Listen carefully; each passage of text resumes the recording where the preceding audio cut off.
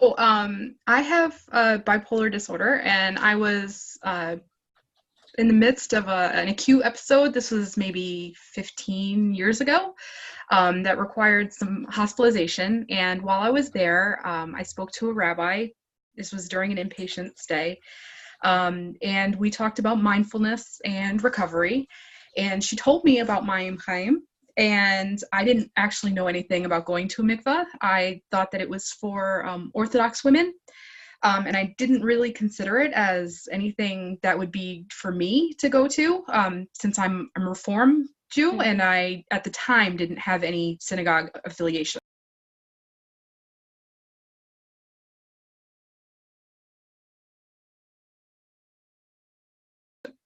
She told me that people use a mikvah to mark recovery from physical illness.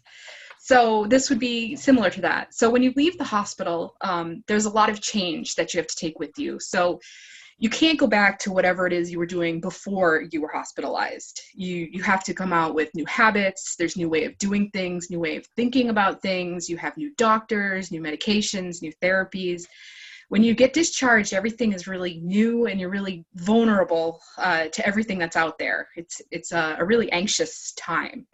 And the immersion was supposed to be a way to mark my recovery, and trying to stick with the new therapies and new medications and everything, and to tell myself that I needed to put in the work to get better. And it was supposed to signify the recovery and the wellness and the new start to life.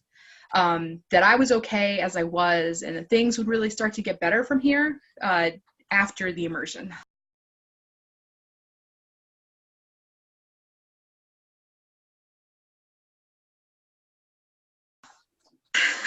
So at the time, the idea was that I would just go once and that would be it. I would have my dip and everything would be great, and I would just kind of move on with my life. But mental illness doesn't really work that way. It's a chronic illness, and recovery is a bit of a long, lifelong journey. I've had several acute episodes over the years. This was quite a while ago. And as each one has cleared, I've actually made this a part of my recovery every time. So as each acute episode is cleared, I've made it a part of my treatment plan, almost, to go revisit the mikvah, so that I can declare that, yes, I'm here, Hineni, that this is me with my emotional scars and all, and that I can do this, and that I will continue to declare as many times as I need to, and that I still visit the mikvah, actually, for other life cycle events, for good things, for bad things. I've had children, I've had miscarriages, I've had marriages, divorces, and now I just go every year for the new year, just to signify that life goes on, and things are continuing to flow, that things are good, and things continue to go, life goes on.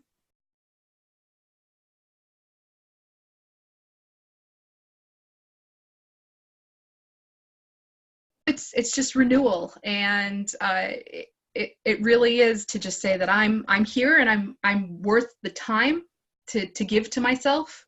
It is time to take for myself, with the intention of giving myself what I need to move forward in life, and to take care of myself. Really, as a mom with two kids, the idea of taking a bath before the immersion and paying attention to myself and going through the steps, the kavana, is that? And just paying attention to everything as it is right now, and all of my imperfections, and just having a new start, even though everything is kind of still the same, and doing the prayers, and just it's really important, to give to myself that time and love. It is a little scary at first. I have to admit, it is a little overwhelming, especially if you've never gone to a mikvah before. But everybody at Mayyim Hayyim is so friendly. That was probably the best part about going, is that everybody is so friendly. and everything is so clear. Everything's written out. There's no surprises. And just go check it out, and it is for you, no matter who you are and no matter where you are in your life or your recovery, or just whatever it is that you want from this. It's there for you, and you should just go and see what you can get from it.